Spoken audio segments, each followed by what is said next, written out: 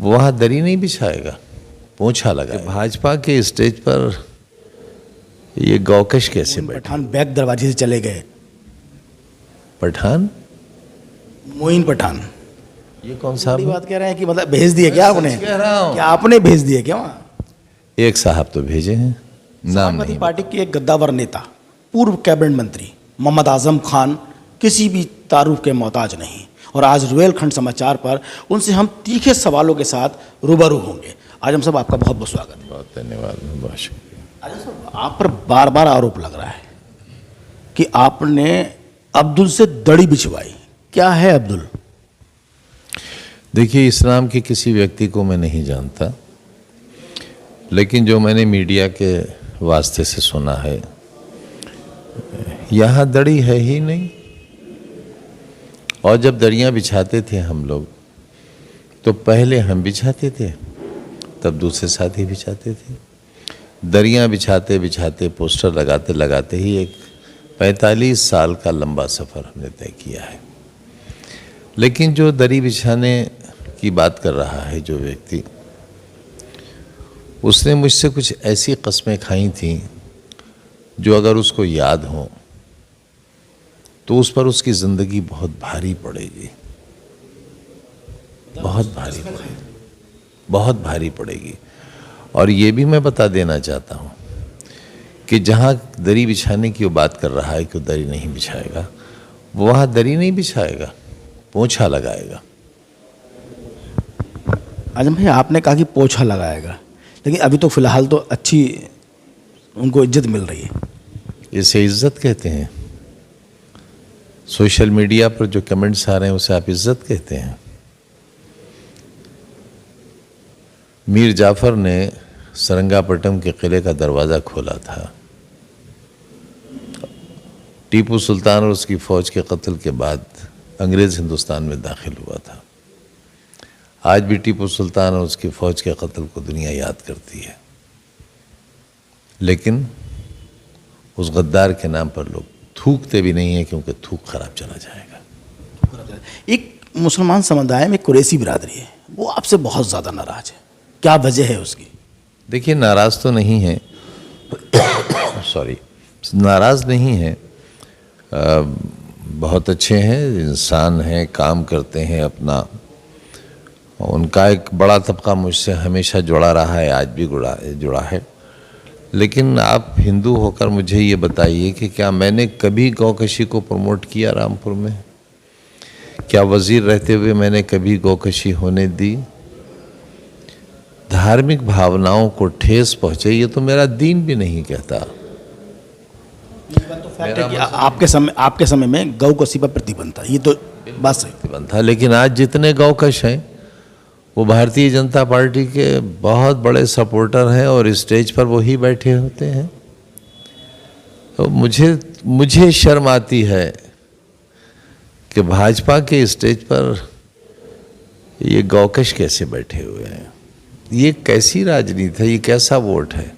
और भी अच्छे लोग हो सकते थे, लेकिन गौकशों का साथ लेकर हिंदू समाज का अपमान करना है, उनके धर्म को भी अपमानित करना है।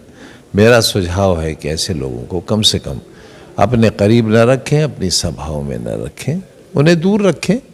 ठीक है, अगर उनका कारोबार इन दिनों बहुत तेज़ी से चल रहा है और कोई पूछने वाला नहीं है इस वक्त, और गौ माता का जो कुछ हो रहा है हो उनकी नज़र में। जो उपचुनाव हो रहा है इस समय, उत्तर प्रदेश के रामपुर है और दो जगहों पे, एक जगह एमपी का चुनाव उपचुनाव है, 2 विधायक चुनाव हो रहे हैं। रामपुर का चुनाव बहुत ज़्यादा उत्तर प्रदेश सरकार ने अपनी नाक मान रखी है। कैसा मान रहे चुनाव, कैसे निष्पक्ष होगा?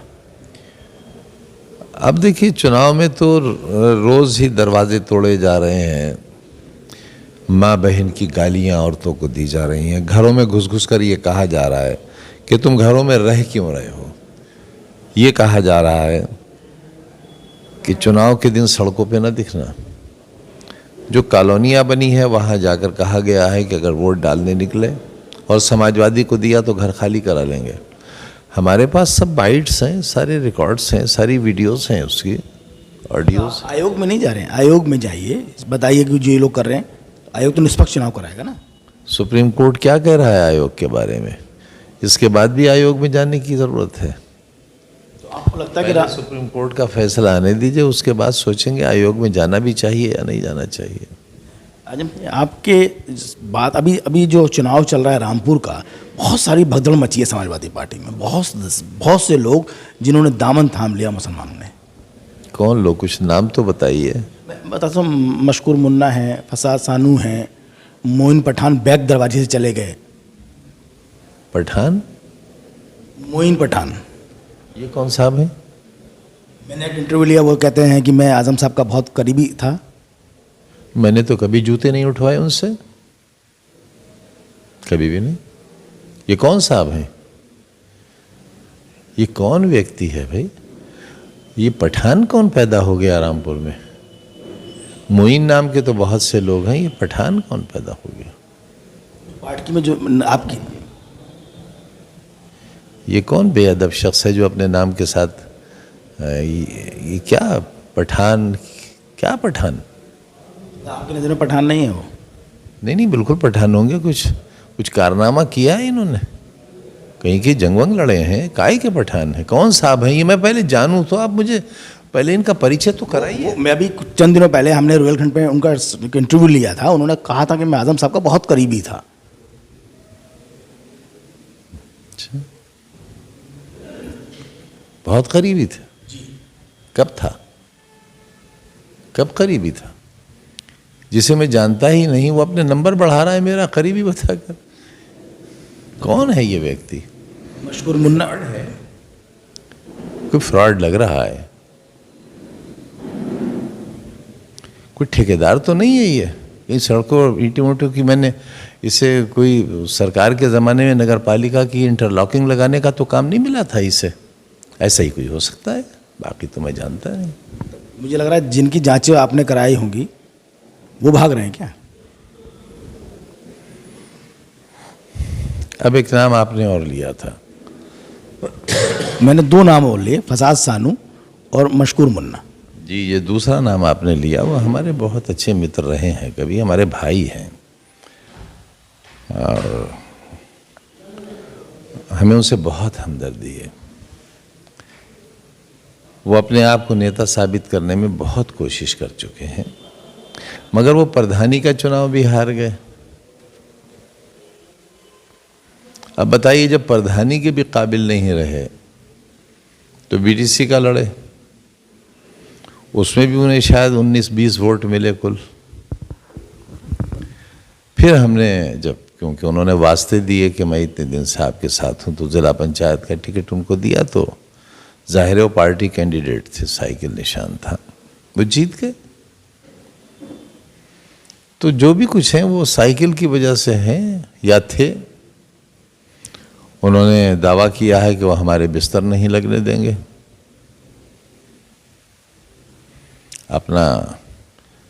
अपनी बिल्डिंग बचाने के लिए तो इस हद तक आ गए हैं।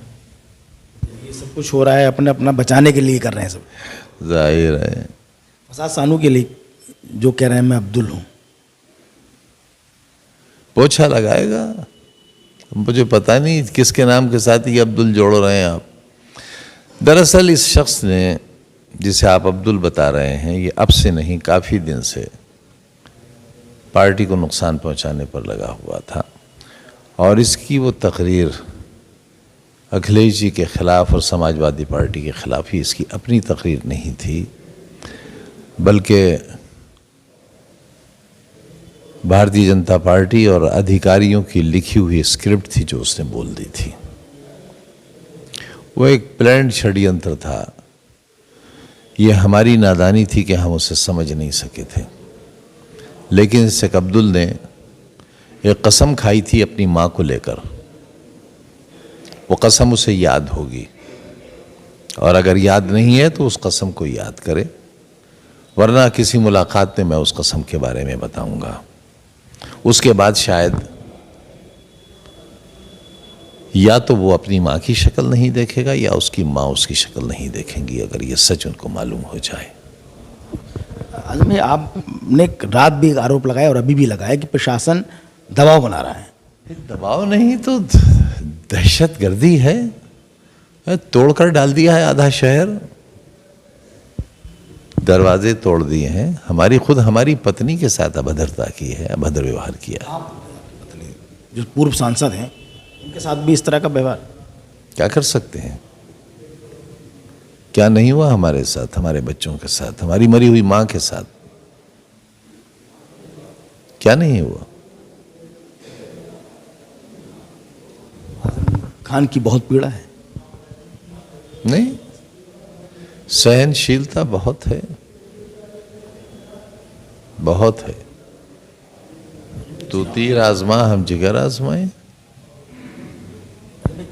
चंद दिन रह गए हैं मतदान को। भारतीय जनता पार्टी के वरिष्ठ नेताओं का यहाँ डेरा है, समाजवादी से कोई नहीं। किसी नेता का नाम बताएं आप। अब कोई गौकशों के लिए आया हो तो मैं नहीं कह सकता, अपराधियों के लिए आया हो तो नहीं कह सकता।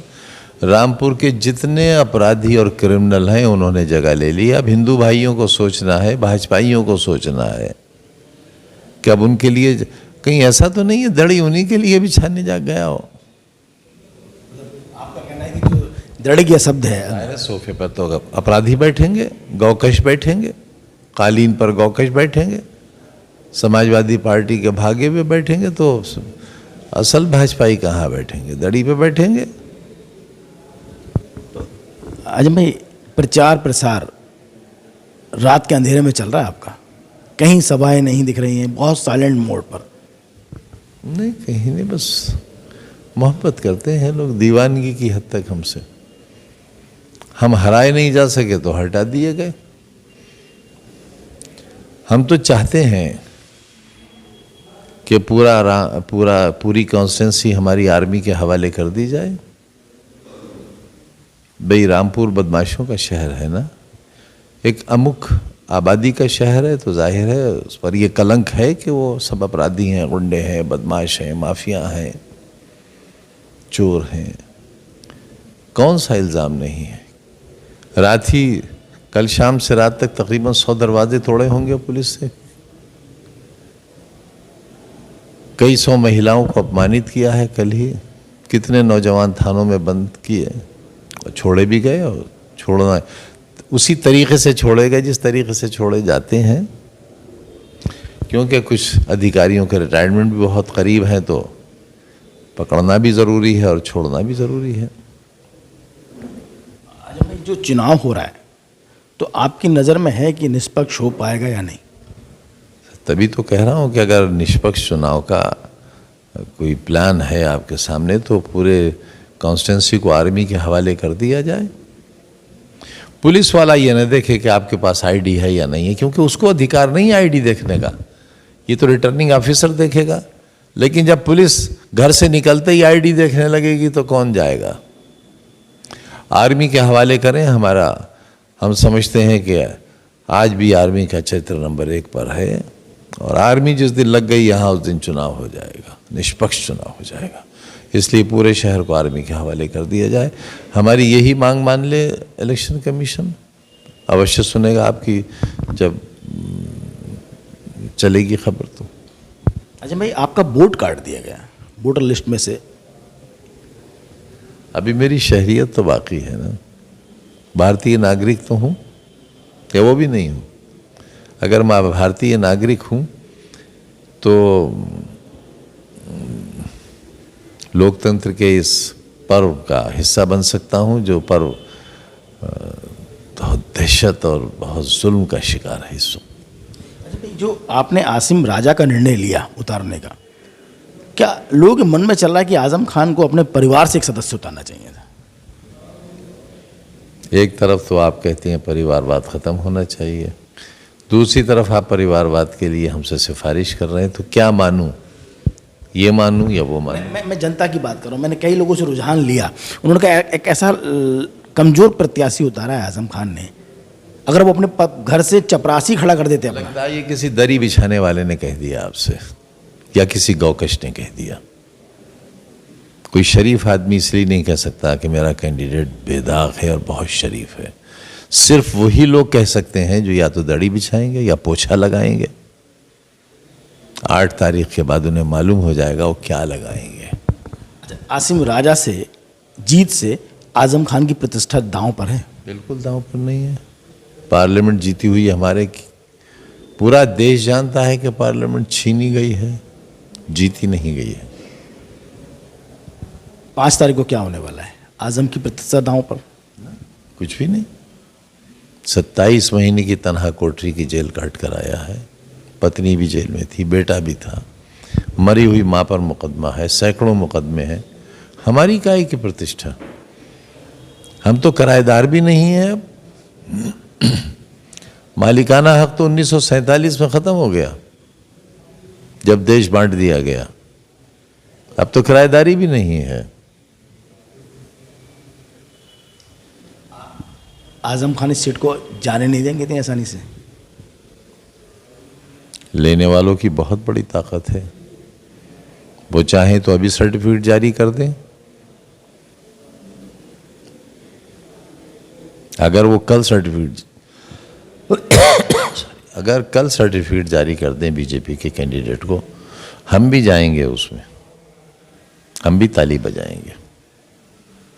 आप बार-बार इस सब को भी कह रहे हैं कि बीजेपी को चुनाव मतलब जीता हुआ कैंडिडेट मान लें, चुनाव कहाँ हो रहा है, ये सब इन शब्दों का प्रयोग। जीता हुआ क्यों मान लें? जीत तो सकते ही नहीं, छीन सकते हैं। तो छीना हुआ घोषणा कर दें, कल ही बुला लें किले में सभा, इलेक्शन कमिश्नर साहब खुद ही आ जाएं, दे दें सर्टिफिकेट, हम भी जाएंगे, हम भी ताली बजाएंगे, लोकतंत्र जिंदाबाद के नारे भी लगाएंगे। हमने तो जिंदाबाद के नारे लगाए जब हमारे जवान मोटरसाइकिल और स्कूटरों पर निकल रहे थे। उनके क्या कहने साहब, देखिए गरीबों पर लाठी डंडे बरसा कर आ रहे हैं, ठोकरें मार कर आ रहे हैं। 5 तारीख को वोटरों के लिए क्या कहेंगे? वोटरों को क्या करना चाहिए 5 तारीख को जो वोट पड़े उनका? बीजेपी का पट्टा डालकर वोट डालने जाएं। आजम खान खुद अपने मुंह से भाजपा के लिए कह रहे हैं कि भाजपा का पट्टा डालें और वोट डालें। समाजवादी को पट्टा भाजपा का और काम सापा के लिए। तो जिन्होंने डाला हुआ है वो भी तो साइकिल पर ही बटन दबाएंगे। तो आजम भाई इतनी बड़ी बात कह रहे हैं कि मतलब भेज दिए क्या आपने? कह रहा हूं। क्या आपने भेज दिए क्या वहाँ? एक साहब तो भेजे हैं, नाम नहीं बताऊंगा, और वो सब बहुत करीब हैं, हर खबर हमें देते हैं। एक साहब बस, तो दरी बिछाने वाला नहीं है वो, क्योंकि उसको तो पोछा लगाना है, अपनी माँ को जवाब देना है, अपने अल्लाह को जवाब देना है, खुद को भी जवाब देना है उसको, क्योंकि उसने अपने माँ की आबरू को दांव पर लगाया है, माँ की अस्मत को दांव पर लगाया है उसने। अभी हमारे तीखे सवालों का जवाब दे रहे थे समाजवादी पार्टी के गद्दावर नेता और पूर्व कैबिनेट मिनिस्टर आजम खान। आजम खान की आज भी वही तरकी, वही जुबान है, नतीजे चाहे कुछ भी हो। नमस्कार, मैं हूं रवि सक्सेना।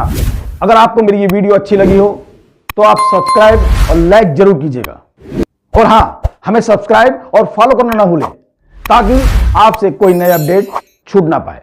जी हाँ, आप ध्यान रखें, हमारे साथ जुड़े रहिएगा रुहेलखंड समाचार पर, और ये बेल आइकन को जरूर दबाते रखिए।